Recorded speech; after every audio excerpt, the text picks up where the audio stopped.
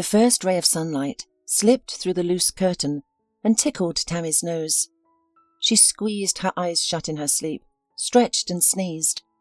Opening her eyes with a sweet yawn, she patted the space next to her. Garrett was already gone. Again, he left me at the crack of dawn without waking me. Lately, Garrett had been working a lot. He was back in the office, preparing major projects, practically disappearing there 24 hours a day. He came home late, slept briefly, and returned to his beloved work. Tami pulled on a robe and went into the kitchen. She had prepared her husband's breakfast the night before, but the stuffed pancakes remained untouched. Again, he only drank coffee. Oh, Garrett, Tami sighed. You're working too hard. Poor thing. She had tried to get up early to see her husband off to work, but this morning she had overslept, and he apparently hadn't woken her. At least I made breakfast last night. But what for? He didn't even taste it. Well, at least I will make sure Rosalie eats breakfast. Tami peeked into the nursery. 10-year-old Rosalie was asleep, cuddled up with a teddy bear. The woman smiled. What a sweet sleeper. It's almost a shame to wake her up. Let her sleep a little longer. Tami returned to the kitchen, put the pancakes in the microwave, poured milk into a pot, and turned on the gas. She pondered for a moment how many years her mornings had started the same way. Her husband rushing to work, her daughter getting ready for kindergarten, now for school. And the kitchen, always the kitchen. Yes, she was a housewife now, but 12 years ago everything was different. She had envisioned a different future. The milk in the saucepan sizzled, and a puffy cap rushed up. Tami snapped back to reality, shaking her head. Enough of these memories. It's time to make cocoa. A few minutes later, the aroma of chocolate wafted through the kitchen. The pancakes had long since heated up, so breakfast was ready. Tami anxiously glanced at the clock. It was already time to wake up Rosalie. "Daughter, get up," she called into the nursery. "Breakfast is on the table." "Mummy?" Rosalie mumbled sleepily, clutching her toy tighter. 5 more minutes." 1 minute, Tami replied firmly. "Come on, open your eyes and head to the bathroom." The daughter sighed heavily and sat up in bed. "Mum, I had such a dream," she said, yawning. "We had moved out of town. We had this huge, beautiful summer house like a palace, and I was walking there. I don't remember anything else. You woke me up." "I'm sorry, my dear," Tami smiled. "You'll continue it next time." "Yeah, right," Rosalie grumbled and slipped into the bathroom barefoot. With homework, school, and music lessons, no time to live. Not in my dreams, not in real life. "Your slippers are in the bathroom," Tami laughed in response. An hour later, she saw her daughter off to school. Thankfully, it was just across the street. After kissing Rosalie goodbye, Tami decided to walk around the city with her camera. Today, she was heading to the park. It was spring, the time when all living things remember to blossom and perfume the air, delighting the world with rich colours. The apple trees in the park were dazzlingly beautiful in their snow-white garb, and the sprawling lilacs caught the eye with their flowery outfits. Tami loved taking pictures of nature and people. How she cherished this activity. At some point, she decided to take a break and enjoyed the surroundings. She sat on a bench and closed her eyes. Nearby, birds were trilling in the bushes. "Mom, are you a photographer?" a thin voice asked. Tami opened her eyes in surprise to see a boy of about 5 standing next to the bench. "No, kid, I'm just taking pictures for fun," she replied. "Why?"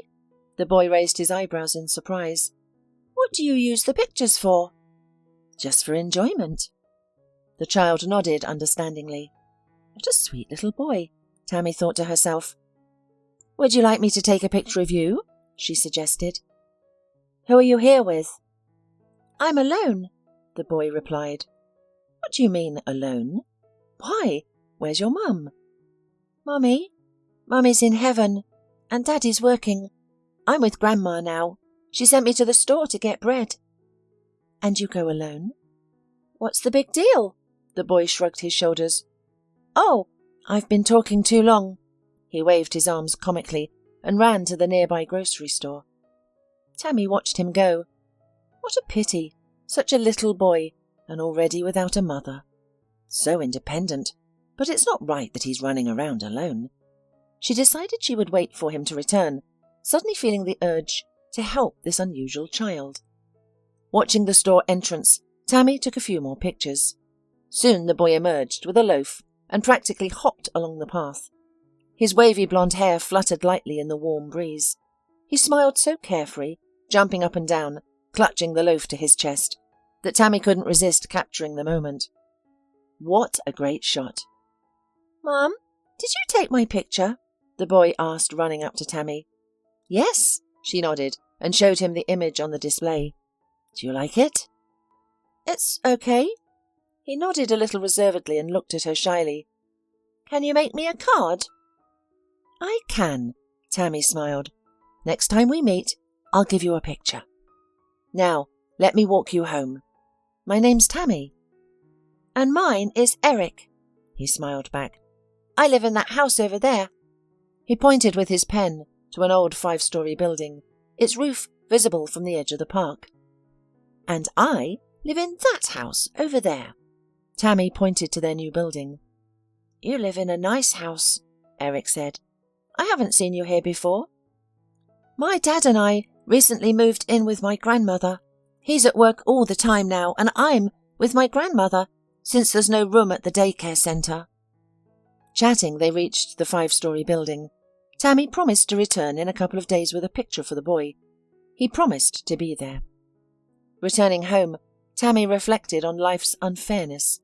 Here was a good, wonderful boy, with an apparently difficult life. His mother gone, his father always working, his grandmother likely ill. She remembered her own story. Tami, too, grew up with her grandmother after her parents died in an accident. Grandma Ingrid did everything to ensure her granddaughter grew up to be a decent person. She insisted Tami attend art school after regular classes, recognizing her talent for drawing. However, after graduating, Tami became more interested in photography. Soon a fashion magazine noticed her work and offered her a job. Thus, she became a photojournalist. One day she was assigned to photograph a young, successful businessman.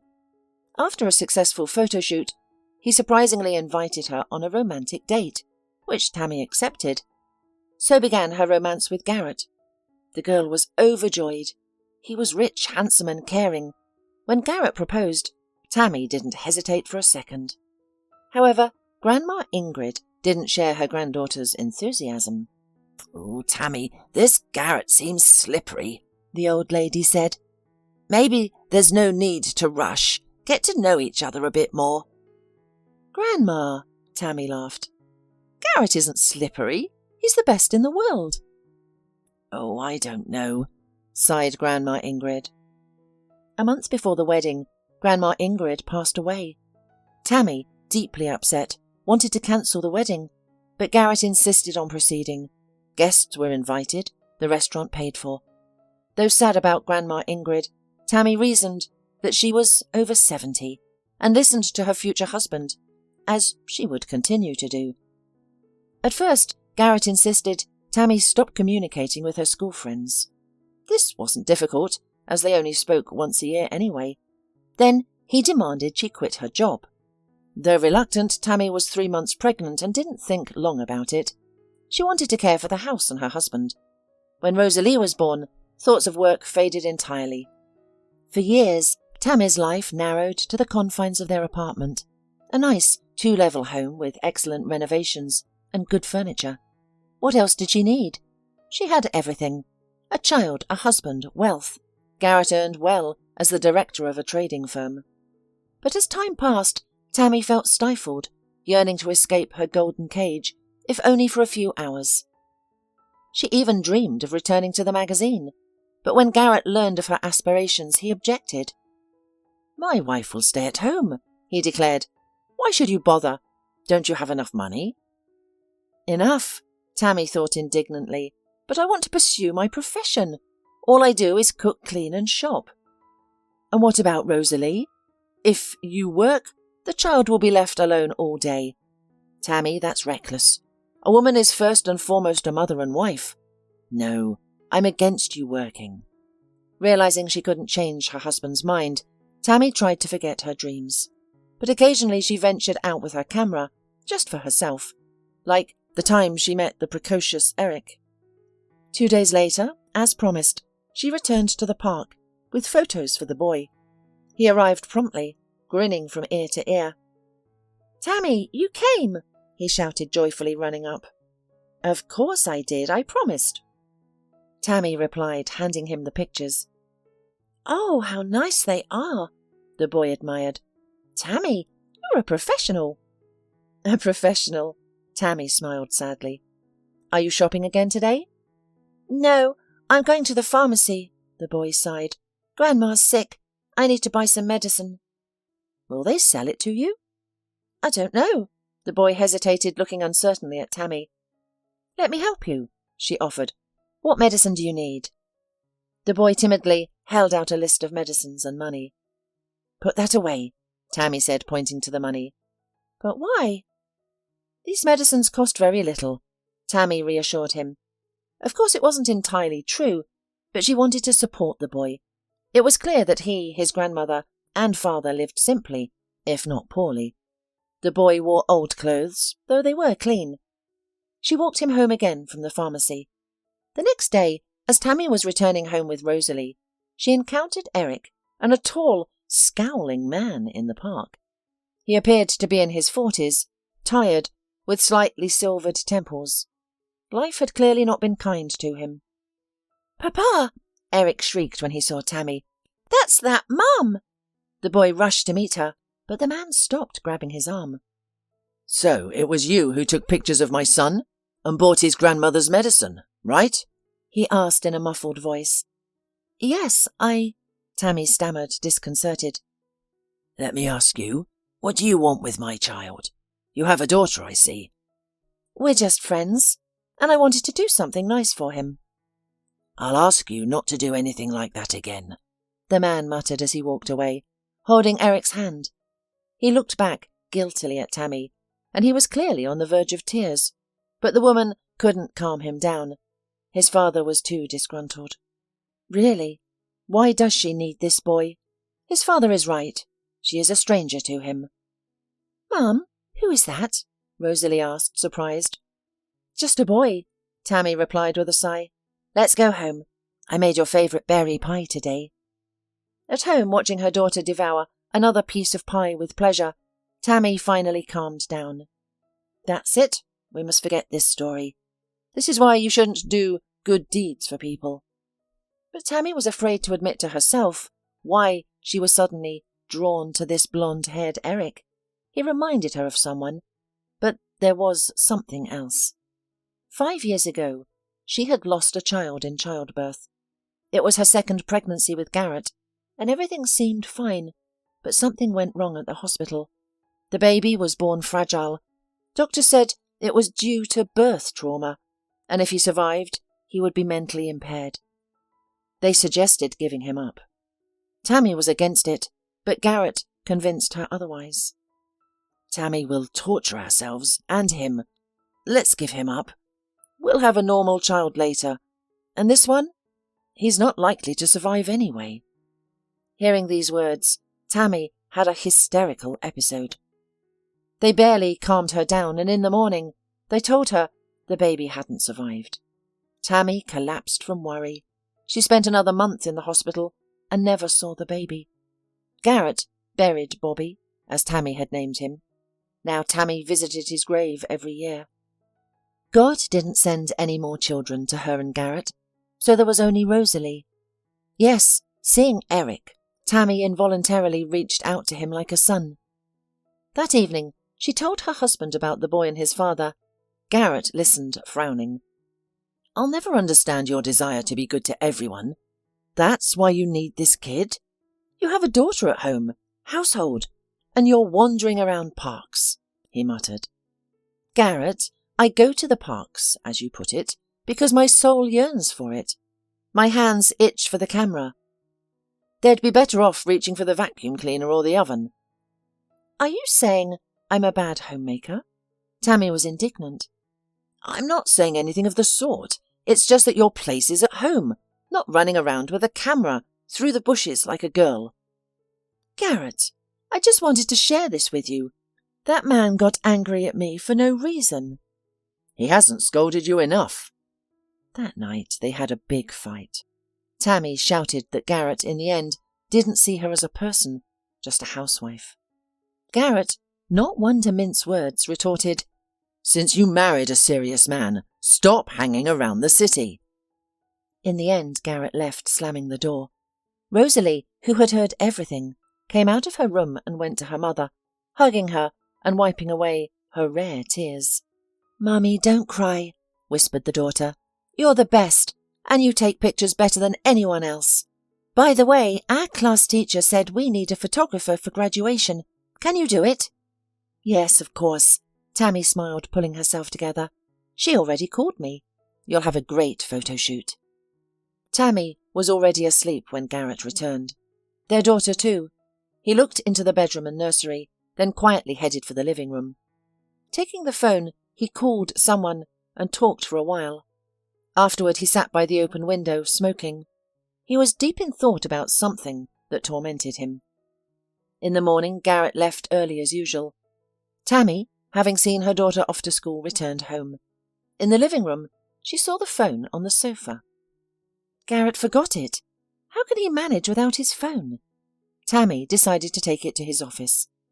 On the way, she couldn't resist peeking through the messages in her husband's contacts. Nothing interesting, as expected. But then she read a strange message. Tomorrow I'm waiting for you at the cafe, by the tower, at 10 p.m. The message had come at night from an unknown number. Who scheduled an appointment with Garrett?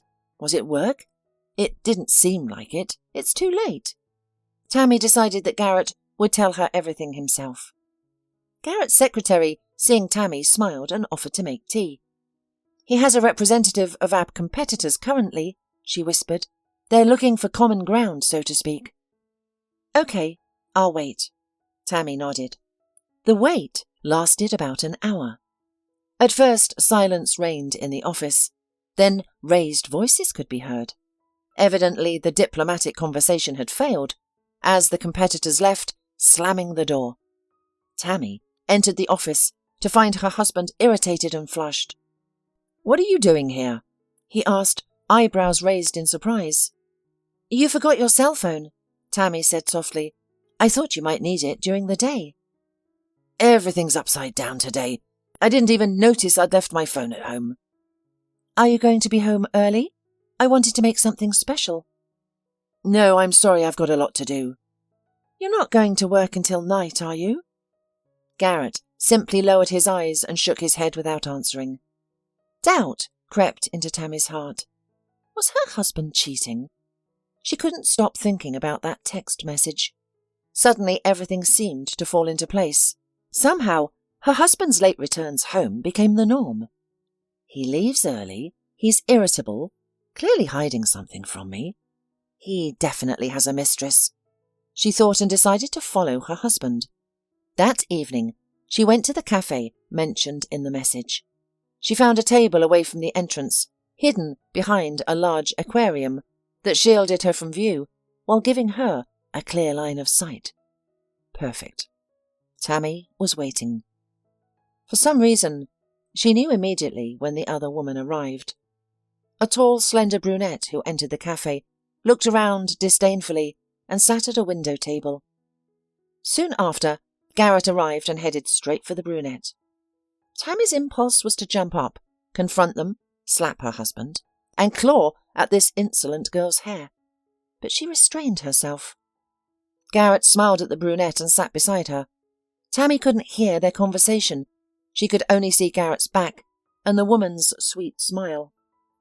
Tami's heart pounded, and tears welled in her eyes.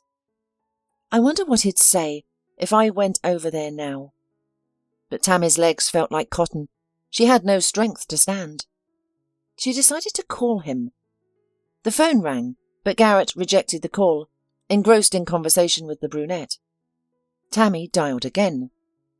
Yes, dear, did you want something? He asked, slightly annoyed. Hi, Garrett, Tami said as quietly as possible. Where are you now? Tami, I'm in a meeting. It's not a good time to talk. I'll be home late. He hung up. He'll be late. At a meeting? What a liar. She thought, and cried. For years, Tami had been sure Garrett loved her. They'd been through so much together, and now he dared to act like this. For what? Because I gave him the best years of my life? Because I slave away at home all day, not hiring help, even though we can afford it?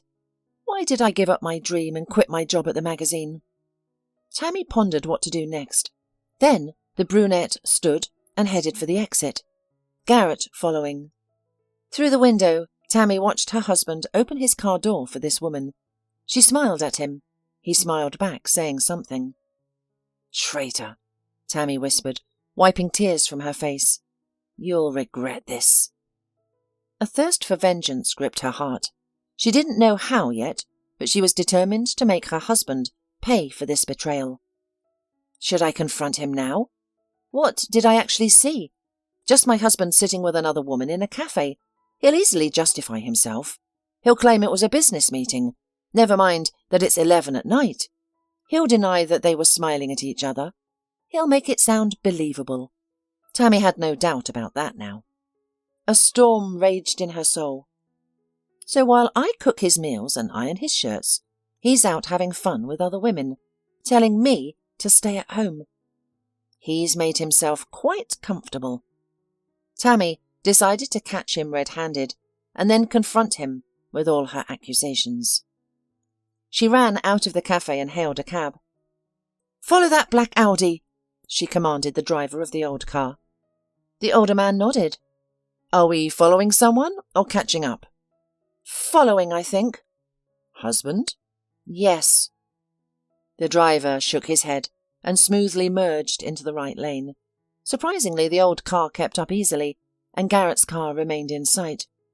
Tami couldn't understand where her husband was going. There were no hotels in this area. Is he really going to that girl's home? He's got some nerve. Soon Garrett's car turned into an alley and stopped at the maternity hospital. Tami's heart clenched. This was where she had given birth to her Bobby. The girl got out of the car, waved to Garrett, and lightly ran up the steps of the building. So she works here? Tami muttered. Let's get out of here. Please, can you take a roundabout way so I can be home before my husband? The old driver nodded understandingly. Tami had already changed into her home clothes when she heard the door lock click. As if nothing had happened, Garrett stepped into the house. Hello, dear, he smiled. I'm so tired today. Such a hard day. Will you feed me? Eat whatever you find in the refrigerator, Tami said indifferently, and went to her daughter's room. She decided to sleep with her. She couldn't bear to look at Garrett. Garrett watched her go with a surprised look, but didn't say a word. In the morning, Tami purposefully stayed in bed until he left for work. Then she got up and woke her daughter. Rise and shine, sleepyhead, she said with a smile. Only 1 week of school left. That's right, Rosalie smiled, stretching. How great. Dad will take a vacation. Where will we go this year? Dad's been quiet about it. I don't want to go to the sea. Maybe the mountains? Maybe the mountains, Tami replied absent-mindedly. Now let's get ready for school. We need to find out everything about the photo shoot today. Afterward, there was a flurry of activity because of the daughter's celebration. Garrett was still at work until late. Tami remained silent, pondering the situation. She decided not to make a fuss, but seeing Garrett was difficult for her, especially imagining him with someone else. Naturally, Garrett missed the 4th grade graduation, citing his workload.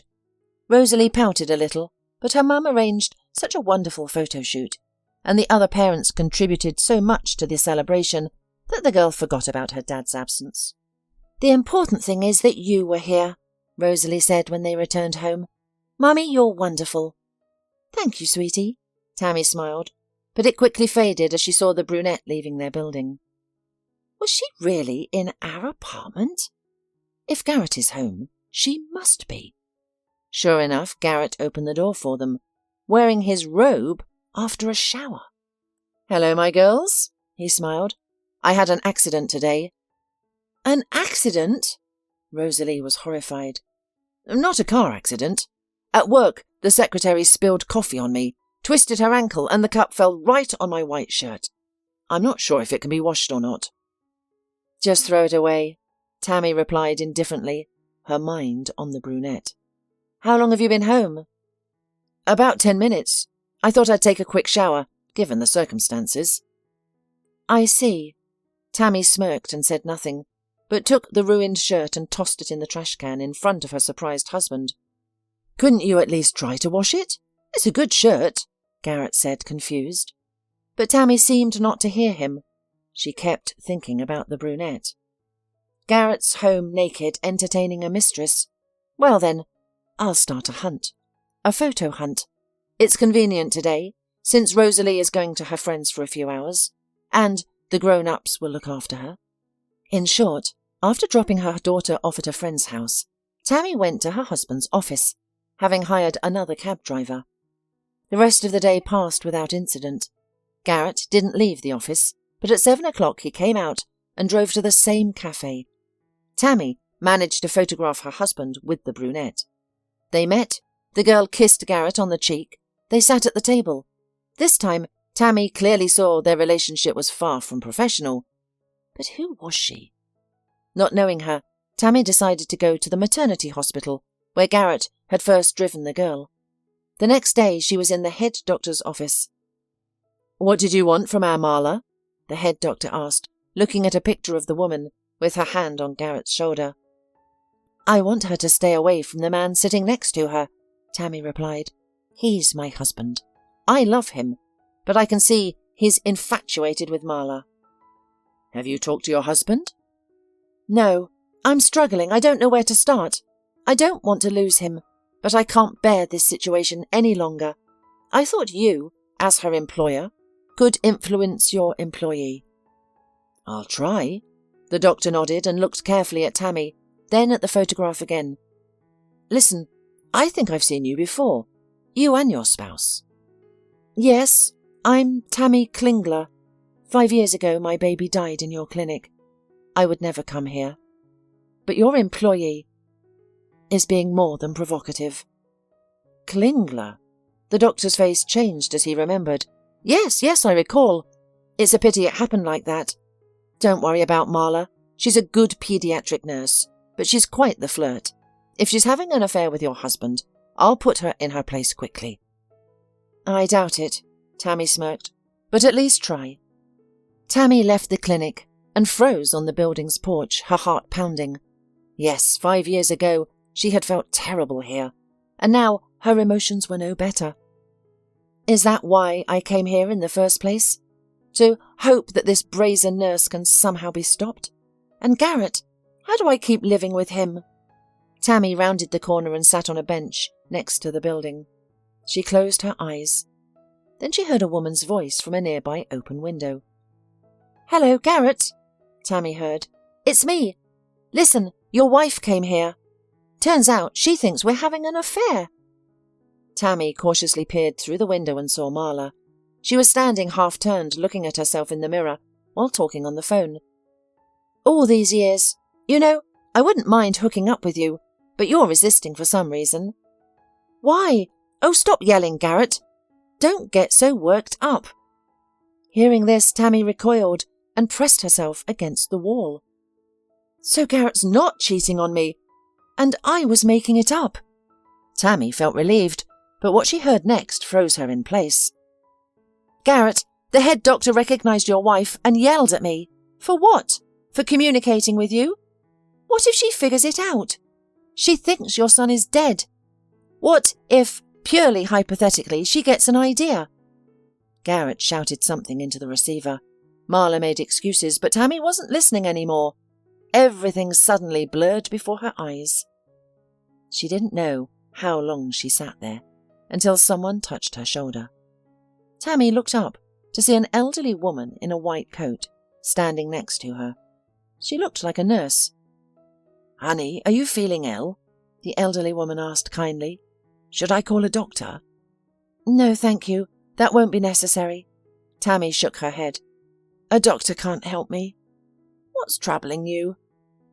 "I just realized the man I loved has betrayed me." "Did your husband cheat on you?" "Don't worry, he'll come back. They're all like that. Once he sobers up, he'll return to his wife and kids." "If only that were the main problem." Tami looked at the elderly woman's kind face. A thought struck her. "Excuse me, but have you been working at this maternity hospital for long?" "Yes, for half of my work life." "I can see you're a good person. There's something I need to know. It's a long story, but could you please spare me half an hour? My name is Tami, and you are?"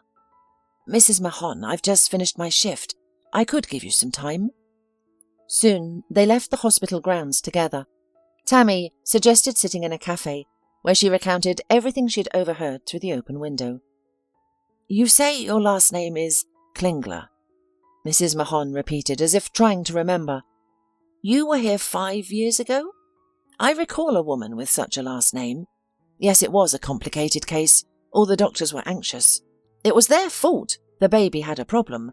The woman had to have a caesarean section. They made her deliver naturally.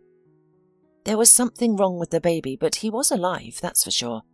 And also, I heard the doctor say the baby should be transferred to an orphanage because the parents refused to take him. I wonder why they refused. The baby looked pretty normal." "Are you certain there were no fatalities, Mrs. Mahon? Are you sure you're not confusing this with another case?" "I'm not confusing anything. For the past 5 years, everyone at our maternity hospital has survived. There were weak babies and mothers with complications, but everyone survived." "So my Bobby is alive. And Marla was talking about my baby. She's involved in this. And the head doctor. And Garrett. Oh my God. Garrett has been hiding the truth from me all these years. And he's been talking to this Marla." "Oh, that Marla. She's trouble. As for the baby, Tami, I'll find out more, I promise. Don't tell your husband anything yet. My daughter has been working in an orphanage for a long time. Maybe she can tell me something about your baby." "I don't know anything about him," Tami sobbed. "I just named him Bobby. I don't even know his blood type." "But you remember his birth date, don't you?" "Of course. It was September the 5th. "All right. September the 5th, 5 years ago. I'll check with my daughter." They exchanged phone numbers and said goodbye. Tami walked home, her legs heavy. She dreaded seeing her husband. She had so much to say, so much to ask, but Tami feared hearing the whole truth. Worst of all, she had no one to confide in. Garrett had driven away all her friends, and she had no close people except for her daughter. The thought of Rosalie gave her some strength. "Mummy," Rosalie ran into the hallway to greet her. "Where have you been? I missed you so much." "Yes, where have you been?" Garrett called out irritably from the other room. "I came home to find our daughter alone, with nothing but sandwiches to eat." Tami didn't answer her husband or even look at him. Lost in thought, she hugged her daughter and kissed her. "Are you hungry, honey?" "A little," Rosalie admitted. "But I had tea with Dad, so don't worry. I've just come back from visiting Polly. Her mum saw me home." "You're my clever girl. I'll cook something." Tami went to the kitchen without glancing at her husband. "Tami, what's going on?" Garrett followed her. "Why aren't you talking to me? Where have you been all day?" "Do you really want to know?" Tami looked at her husband vacantly. "Yes." He met her gaze.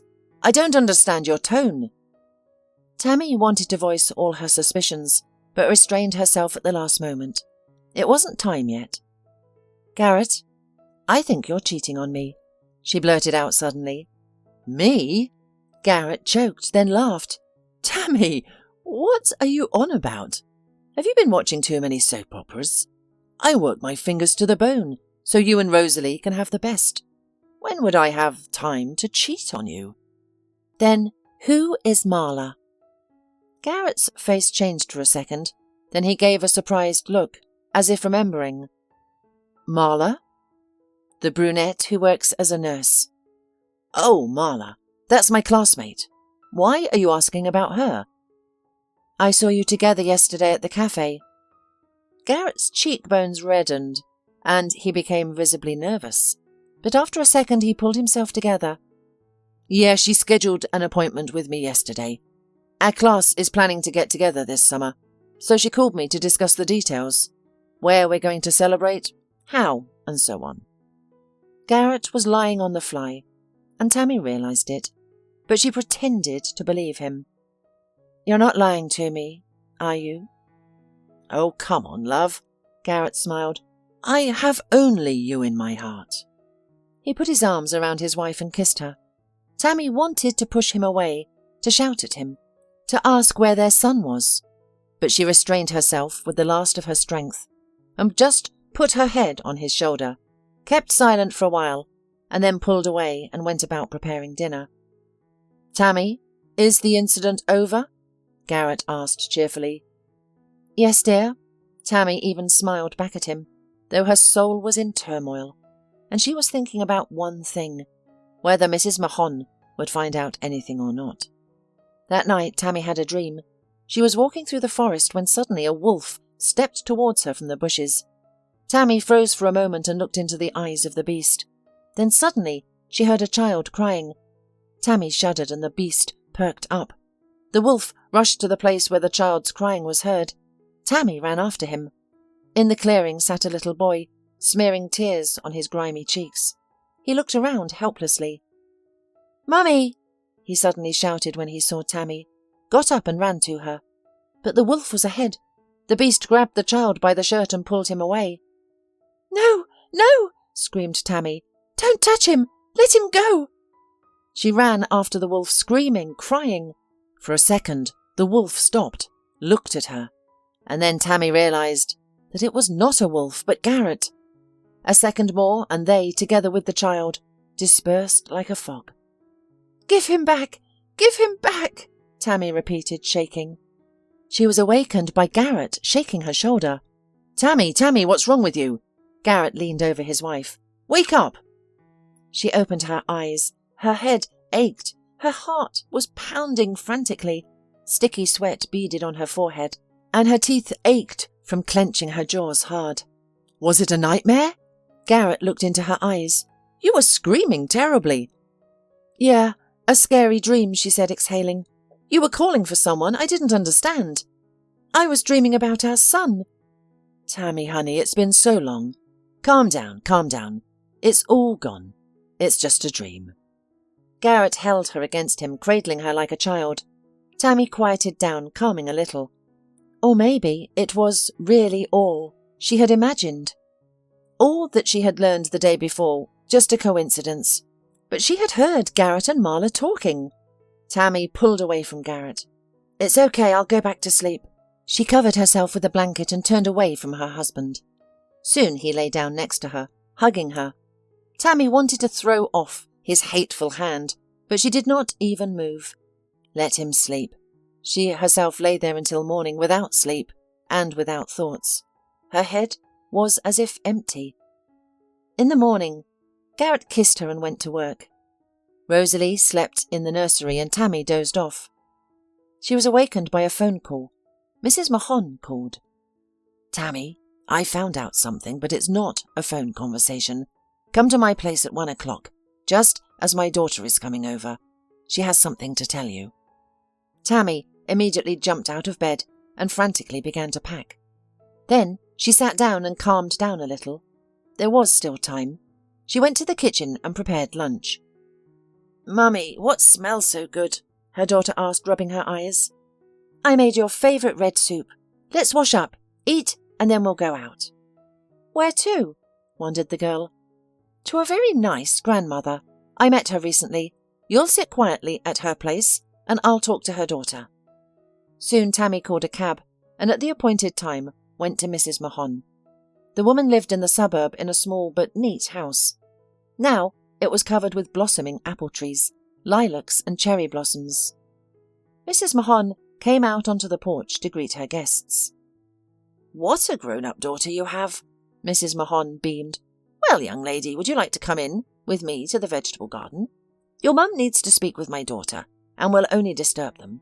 I just need to water the tomatoes and cabbage." "Tomatoes?" Rosalie asked, surprised. "Are they already red?" "No, sweetie, they're just little sprouts now, but in time they'll bear fruit," Mrs. Mahon explained.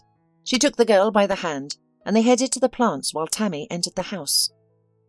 A woman in her 40s peered out from the tiny kitchen.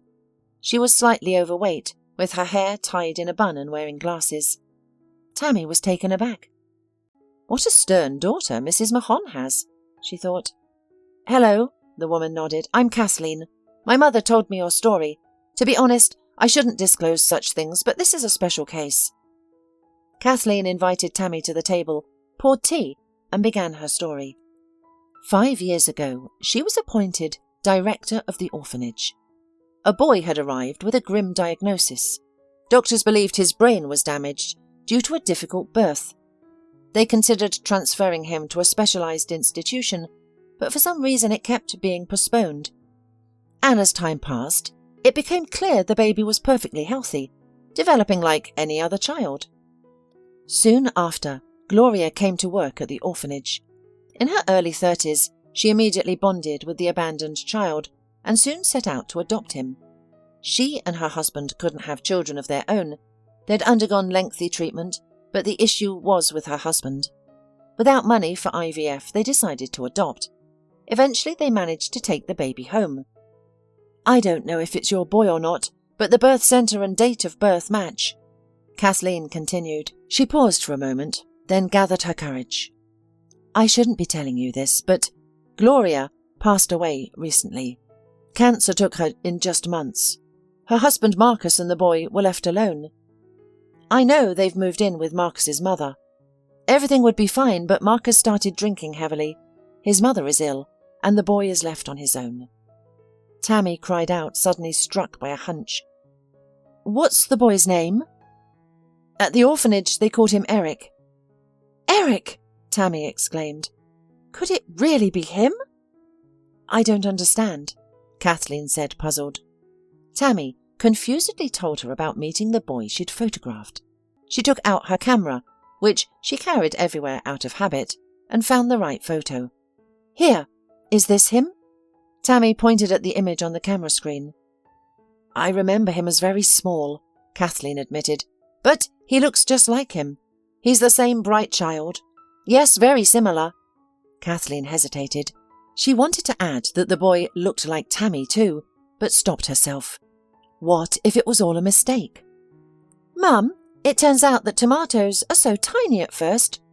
An enthusiastic Rosalie appeared in the doorway. "I was watering them. Mrs. Mahon said I could come and help her water them again. We'll come back, won't we?" Yes, of course," Tami replied, still shaken from her conversation with Kathleen. She looked at Mrs. Mahon. "Thank you. I just can't understand one thing. Why didn't you let me know at all? But you suddenly volunteered to help me. Why?" "It's an old score with the head doctor," Mrs. Mahon smiled sadly. "I worked in that hospital all my life as a midwife. Before I retired, I was accused of negligence. They claimed a woman got serious health problems because of me. I was suspended from work and denied the benefits that medical staff are entitled to, but I wasn't to blame for that situation. The head doctor was operating on the woman and it went poorly. Nobody would listen to me. So if your story is true, that chief doctor will be ousted from his position." "I see," Tami replied. "You can be sure that if my son is alive, there will be consequences for all those responsible in this story, both the head doctor and my husband." Rosalie listened attentively to the adults but understood nothing. "Mum, what son were you talking about?" the girl asked when they were driving home. "Sweetie," Tami said, coming to her senses, "I'll tell you everything, but a little later. Just don't say anything to Daddy yet about our visit, and don't mention anything you heard there, okay?" "Okay," the girl nodded. Tami realized she had made a mistake by discussing such matters in front of her daughter, but there was no going back. Later that day, she persuaded Rosalie to walk a little more in the park. Her daughter agreed. Tami hoped she would see Eric today, and as if answering her prayers, there he was, running and jumping as usual. "Tami!" he shouted joyfully, smiling. Where have you been? Were you scared of my daddy that time? He's good, he just acts tough. Do you know what he did with the picture you gave me? What? Tami asked, tense inside. He framed it and hung it on the wall in the hallway. Grandma really liked the picture too. She said the photographer has a real talent. Thank you, Tami laughed. And this is my daughter, Rosalie. The girl nodded to the boy, looking at her mum, confused. Rosalie, this is Eric, a good friend of mine. The good friend was sniffing endlessly. Do you have a cold, Eric? Tami asked, concerned. It's summer. How did you catch a cold? I ate a lot of ice cream. Daddy got a new job, so we have money now.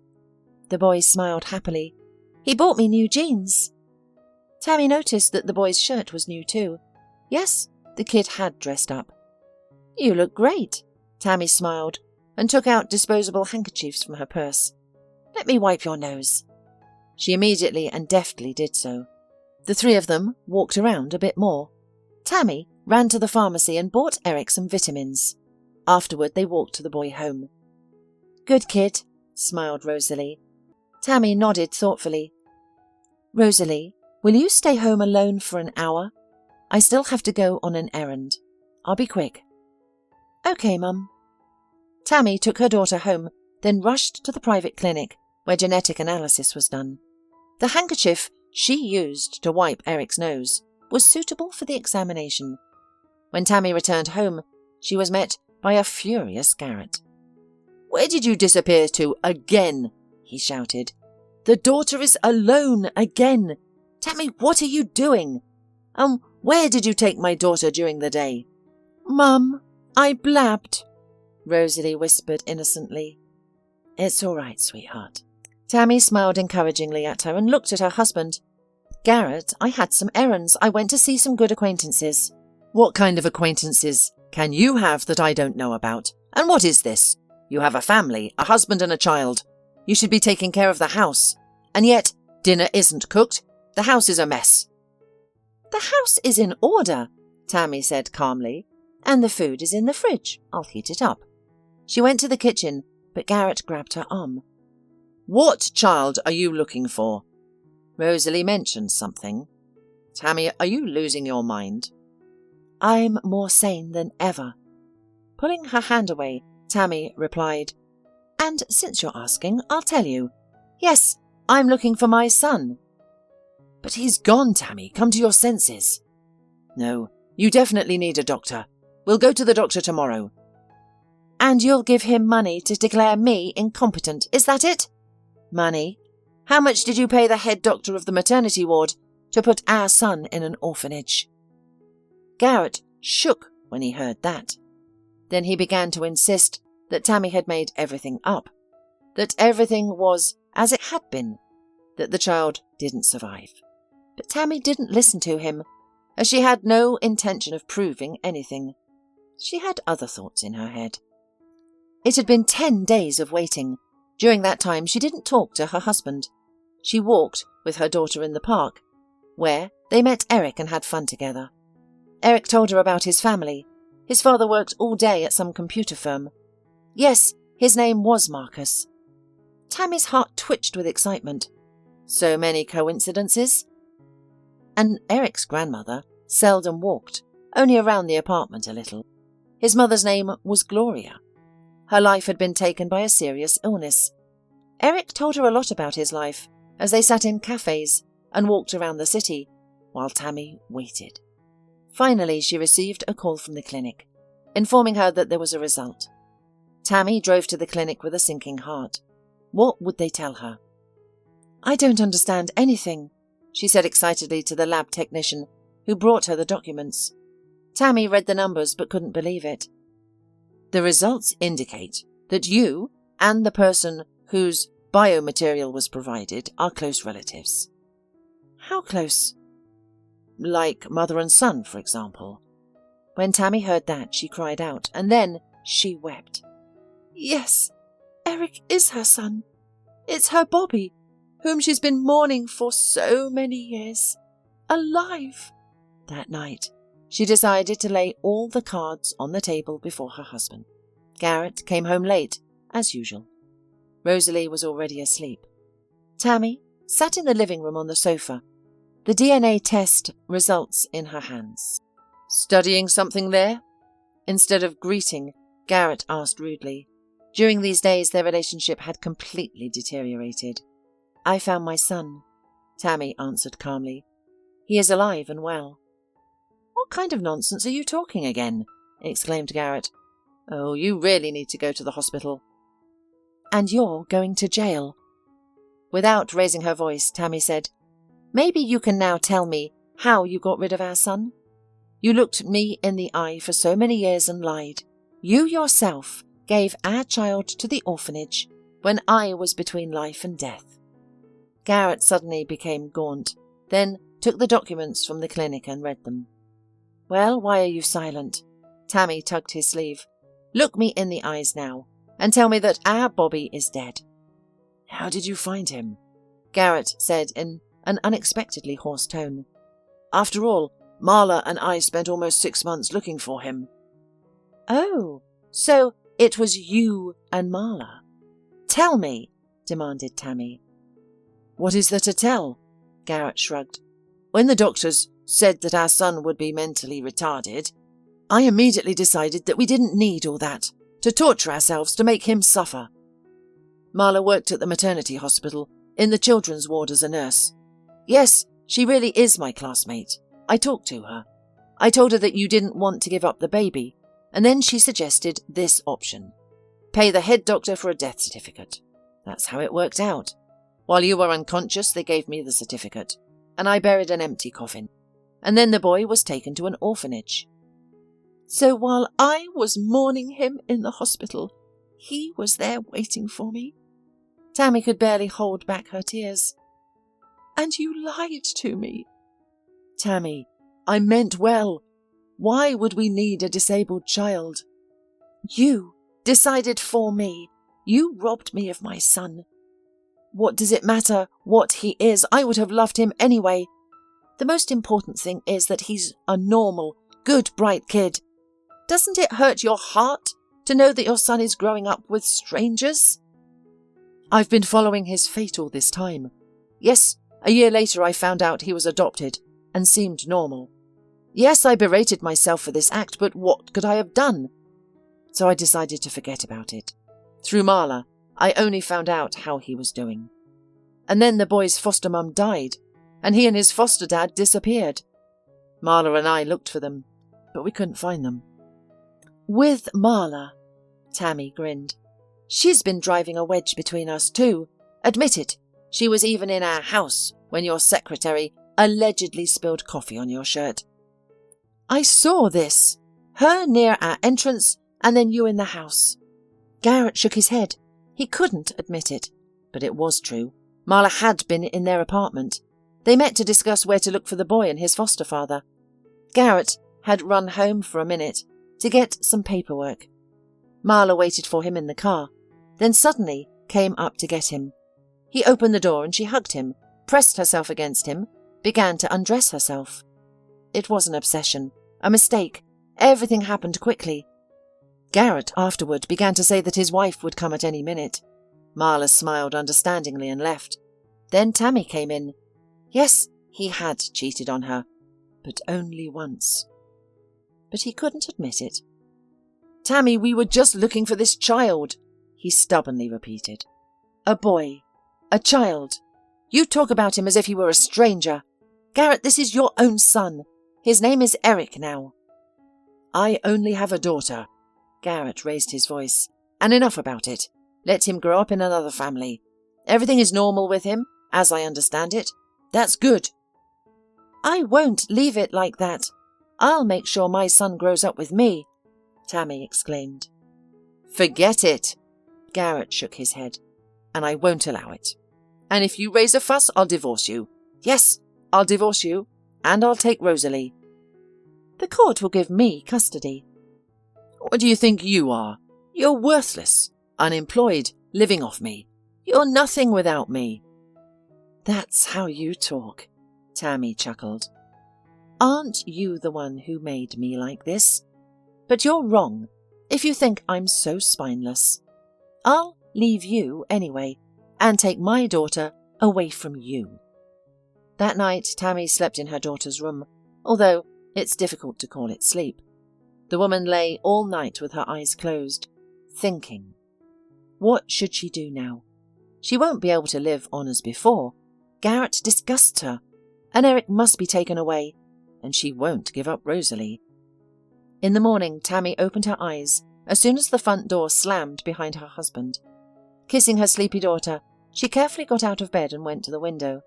A new day was beginning, and Tami was starting a new life. She was getting used to the idea of having her son around. There was only a little bit left, and they would be together. According to Eric's stories, it turned out that his adoptive family loved him, even though they lived simply. The father drank for a while, which was understandable, as he had survived the death of his wife, but now it seemed to be all right with him. By lunchtime, when Rosalie was already watching a children's TV program in her room, Tami made up her mind. "Daughter, I'll go away for half an hour. Will you be okay alone at home?" She looked at Rosalie, who nodded in response. Tami had calculated everything. Garrett wouldn't be home for 7 hours, and Marcus, Eric's foster father, would come home at lunchtime. They needed to meet and talk. Grabbing the DNA test documents, Tami headed towards the old 5-story building. Eric, a chatty boy, had long ago told her which entrance he lived in and which apartment. An elderly woman in a wheelchair opened the door. "Who are you?" She was surprised, blindly looking at the guest.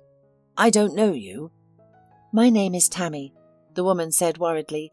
"Your grandson and I sometimes walk together in the park." "Ah, Tami," the woman smiled. "Eric was talking about you. The picture you took was a good one. Come in. Eric ran to the neighbours. We're out of salt.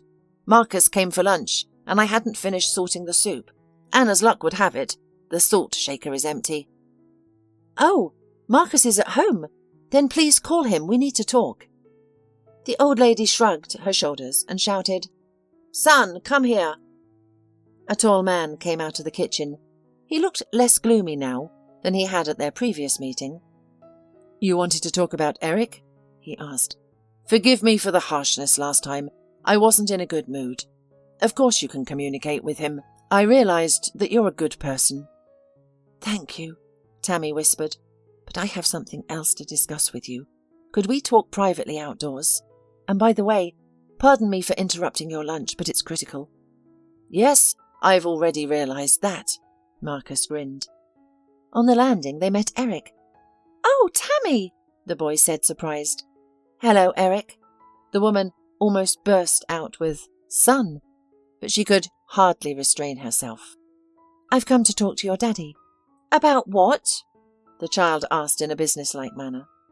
"Eric, what's with the interrogations?" Marcus grinned. "March to the apartment. Your grandmother is waiting for salt." Outside the entrance, the adults sat on a bench. Tami got her courage and pulled out papers. "Here's this." "What's this?" "It may seem absurd, but I'm Eric's birth mother." Marcus looked at Tami confused, then at the papers. Tami, worried, immediately began her explanation. She told everything as it happened. Marcus listened, his head lowered. "I won't ask how you found us," he finally said. "But if you try to take Eric away from me, I won't keep quiet. I'll go to court." "Marcus, please understand, I'm in shock myself," Tami tried to explain. "I don't want any litigation, especially since my husband isn't behaving appropriately in this situation. I just want to communicate with Eric." "And what will you tell him? That you gave birth to him and abandoned him? Understand, he considers another woman his mother. Can you imagine what that would do to the child?" "I understand everything, and I don't know how to improve it. That's why I came to you just to talk. Together we'll find a solution, I believe it." "Together? Are you kidding me? You abandoned a sick child like an unnecessary kitten, and now you come to your senses?" "I didn't abandon him. That doesn't change anything. What do you want? You want me to give you Eric? What do you want him for? You have a daughter, so raise her. Especially since, as you say, Your husband isn't happy about finding your son. I'll leave my husband. I'm not going to live with him after what happened anyway. I don't need that information, and don't come to us any more. I forbid you to see Eric. Marcus resolutely stood up and headed for the entrance without looking back. Tami remained seated on the bench, seemingly petrified. Yes, Marcus can be understood, but who will understand her? 5 years ago she was lied to and deprived of a child, and now, when she's suddenly found him, it turns out that she has no rights. And indeed, Eric considers that deceased woman to be his mother. Tami cried. That's how she suddenly found her son, and at the same time couldn't get him back. Tami slowly approached the house. At the entrance she saw her husband's car. The next moment, her husband and Rosalie came out of the house. "Mummy!" The daughter rejoiced and rushed to Tami, but Garrett intercepted her. "Go to the car," he commanded the girl. "And Mummy?" "I said get in the car," Garrett shouted and pushed Rosalie into the cabin, then turned to Tami. "What did you think?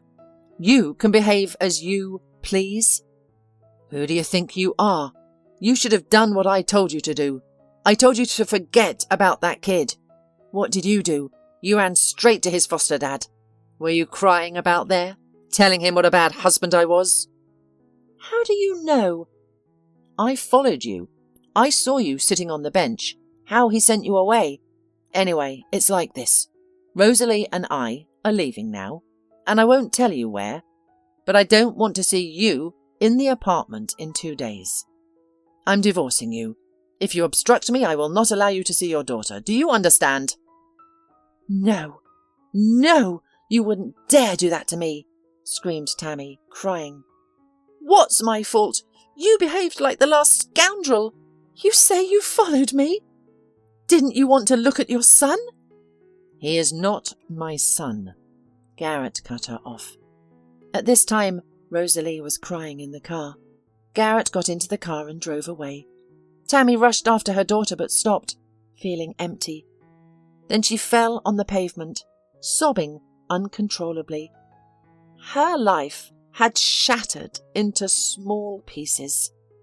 How could she put everything back together now? Marcus was walking to work, agitated after his conversation with Tami. What kind of a mother is she? Poor?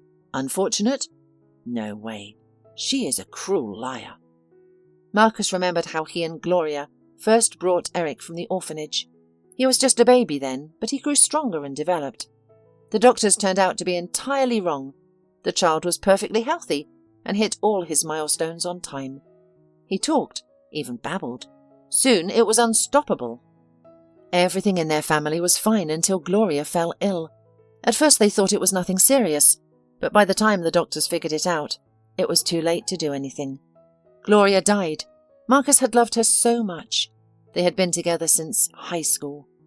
Gloria had waited for him while he was in the army. They had dreamed of a large, loving family, but the big family didn't work out.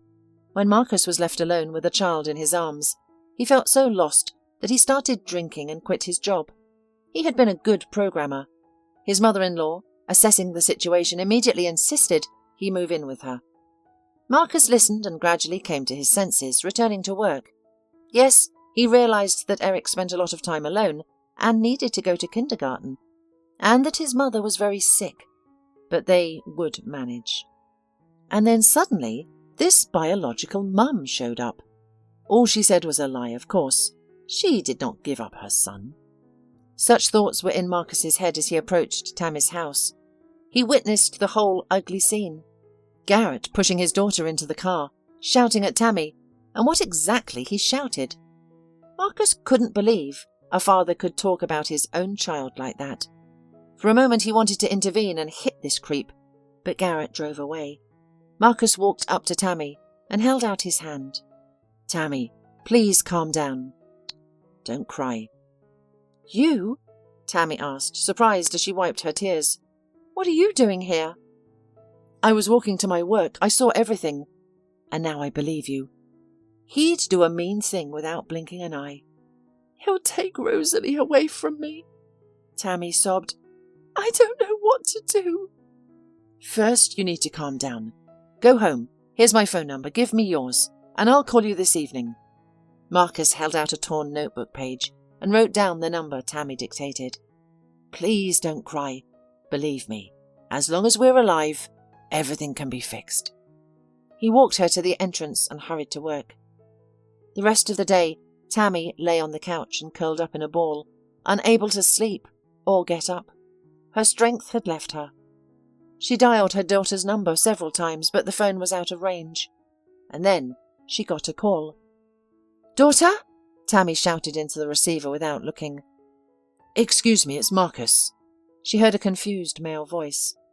"Ah, it's you, I'm sorry," Tami sighed. "I thought Rosalie was calling."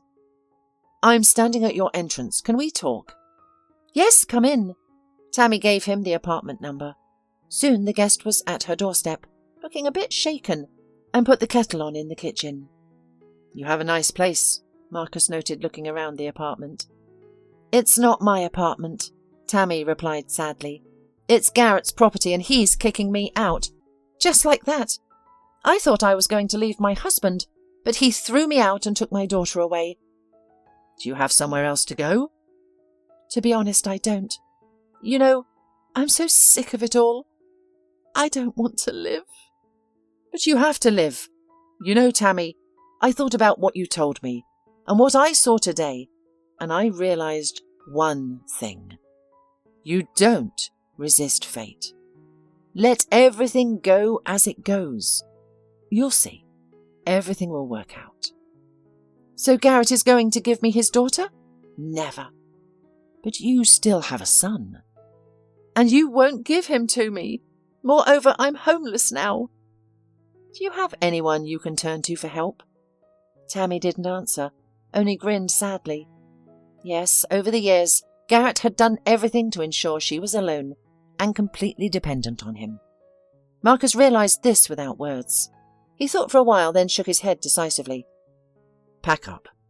"Where to?" Tami was confused. "You'll stay with us.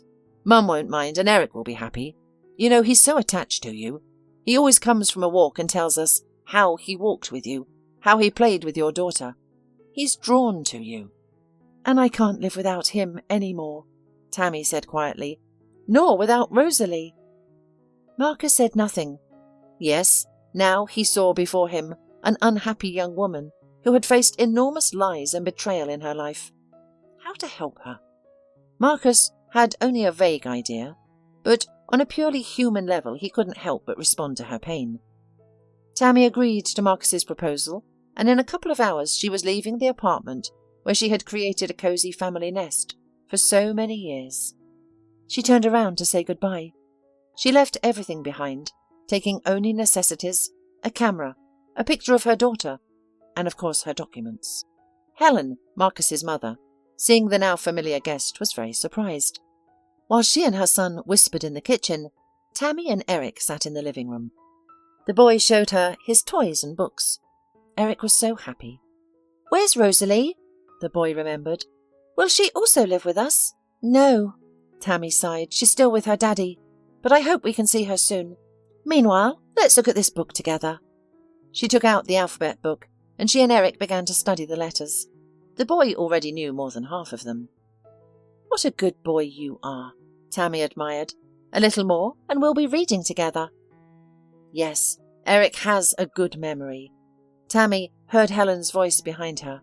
The woman stood in the doorway watching attentively as the guest studied with her grandson. Marcus had told her everything. Now, looking at Tami and Eric, she noticed how much they resembled each other. In the depths of Helen's soul, a hope stirred. Perhaps her son could get along with this Tami. He wasn't much older than her. They'd make a good couple, and Eric would have a complete family. 2 days passed. Tami was adjusting to her new surroundings. She swiftly cleared the apartment until it sparkled and cooked various delicious meals. The elderly woman appreciated her guest's efforts and began hinting to her son to take a closer look, but Marcus pretended not to understand his mother's intentions. Eric followed Tami around, helping with cleaning and cooking. He forgot about his street life, only asking about Rosalie. Such questions pained Tammy's heart. She knew nothing. Rosalie's phone remained silent. Garrett had blocked her calls. Suddenly, Tami saw her husband's car pull up to his house, and he stepped out with Marla. This infuriated Tami.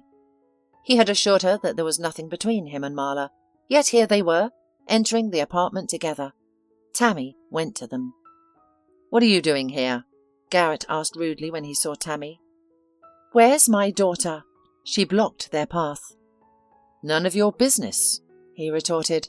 "I've already filed the documents with the court. You'll get a summons. The judge will determine when you can see your daughter. Don't be surprised. I know where you live. Good people informed me. Just as a thought, you're a fallen woman, running to that man who's raising the kid. How are you doing with him?" "Am I a fallen woman?" Tami sneered. "I didn't bring a lover to our apartment, unlike you. Look better at your mistress, who doesn't hesitate to have an affair with married men." "Garrett," exclaimed Marla sweetly, "what is she saying?" In truth, she was only feigning indignation. She was actually delighted.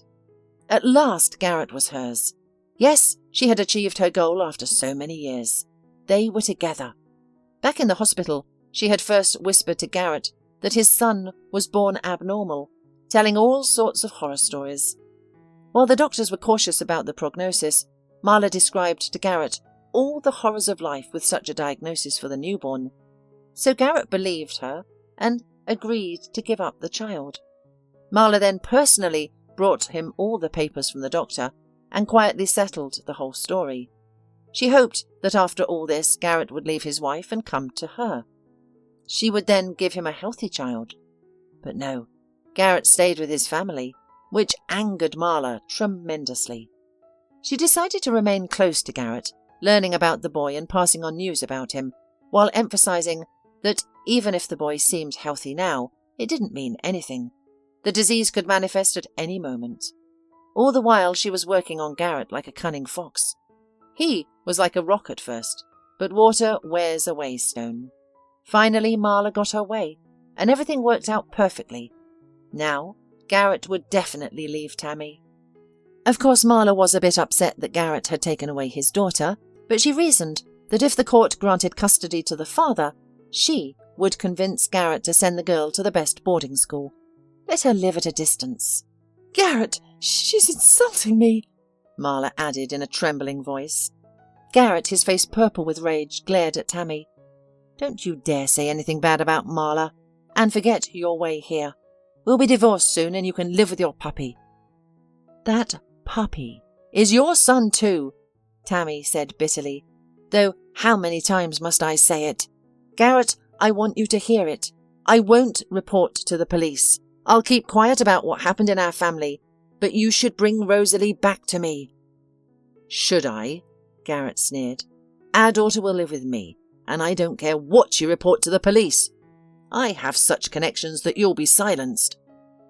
That was the end of their conversation. Garrett and Marla entered the building, and Tami watched them go. No, she wasn't crying or even angry. In her soul, a grand plan to destroy her husband had finally matured. She didn't want that. She'd suggested they work things out calmly, but he wouldn't. That evening, Tami asked Marcus how skilled a programmer he was. "Well, people don't seem to complain," Marcus shrugged. "Why do you ask?" "I want to access Garrett's accounting department at work. I think there might be some shady business going on there." "What do you mean?" "I suspect there's some double bookkeeping happening." "Decided to take down your husband?" Marcus smiled. "I didn't start this," Tami replied thoughtfully. "He's been yelling that I won't get any truth from the prosecutor's office or the police about the children. So, I'll take another route. I need to access their accounting reports and send them to the tax office. Let them investigate. Meanwhile, I'll contact the magazine where I used to work. Who knows, maybe they would like to get me back." "Well, I won't try to change your mind. You're doing the right thing." That evening, Marcus managed to access the computers of both Garrett's firm's chief accountant and Garrett himself. Indeed, Tami's suspicions were correct. a considerable amount of money was being funneled into fake accounts, and double bookkeeping was taking place. Tami copied all the data and sent it to the tax office. Then she met with the editorial staff of the magazine. "Tami, it's a shame you left our publication. You're an excellent photographer," said the editor-in-chief. "I wouldn't mind coming back," Tami replied. "But as I recall, your husband didn't want you to work." "That doesn't matter anymore. We're getting a divorce." The editor-in-chief was very surprised and offered Tami a job with probation. A few weeks had passed. "I know he's having a lot of trouble at work right now," Tami told Marcus one evening. "It's not surprising. He always thinks only about himself. Apparently, the thirst for profit has turned his head." "You did it cleverly," Marcus said. "Now, they'll give Rosalie to you for sure. By the way, do you know where she's been all this time?" "Yes, she called me. Garrett put her in a private boarding house to keep her out of the way. That's how much he loves his daughter. Rosalie cried, asked me to take her, and I promised we'd meet soon." Tami paused for a moment, thinking, "I should probably start looking for an apartment. Do you know if anyone's renting in your building?" "Why do you need that?" Marcus was surprised. "Well, how else? If they give me Rosalie, and I'm sure they will, we'll need somewhere to live. We can't make you feel cramped. Although, to be honest, it's already hard for me without Eric." "We'll find something for sure. I'm worried about other things," said Marcus. "You have a place to live, but what about a job? Garrett still has more financial opportunities." "You think I visited the magazine editorial board for nothing?" Tami laughed. "They hired me and offered a very decent salary, so I'm prepared for the trial." The divorce proceedings followed, and the court took everything into account. The recent events at Garrett's firm, his relationship with another woman, and more. In the end, Tami and Garrett divorced, with their daughter staying with her mother. The court also considered the provision of property, and Garrett had to pay Tami almost half of everything. "But this is her revenge," Marla shouted across the courtroom upon hearing the decision, "for the fact that her son was given to the orphanage." "What son? What orphanage?" the judge asked, surprised.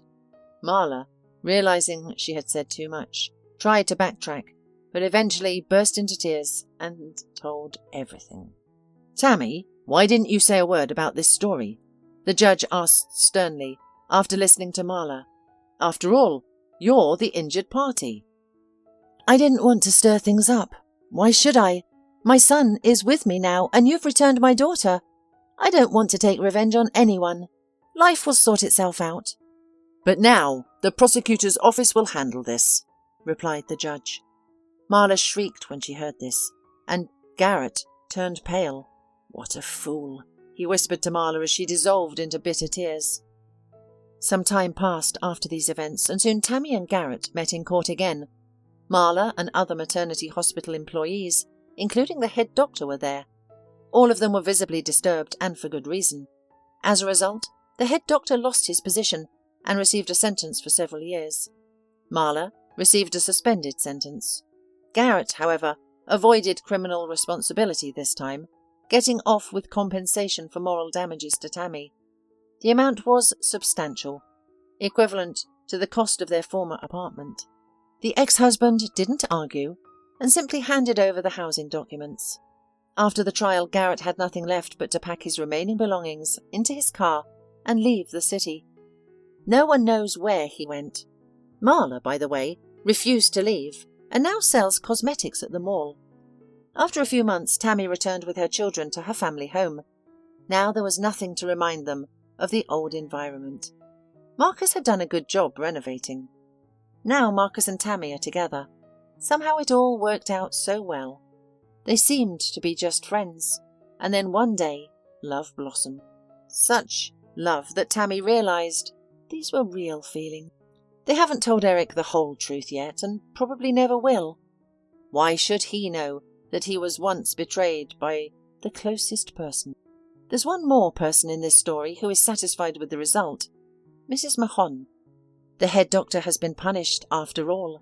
She and Tami are still in touch. Now, Tami, her children, and her husband visit her regularly, They even helped renovate her house. With the money she received from Garrett, Tami was able to open a small photo studio. Now she's even a famous in-demand photographer at various celebrations, birthdays, anniversaries and weddings. She especially likes shooting weddings. Every now and then, she whispers to herself, "This is true happiness."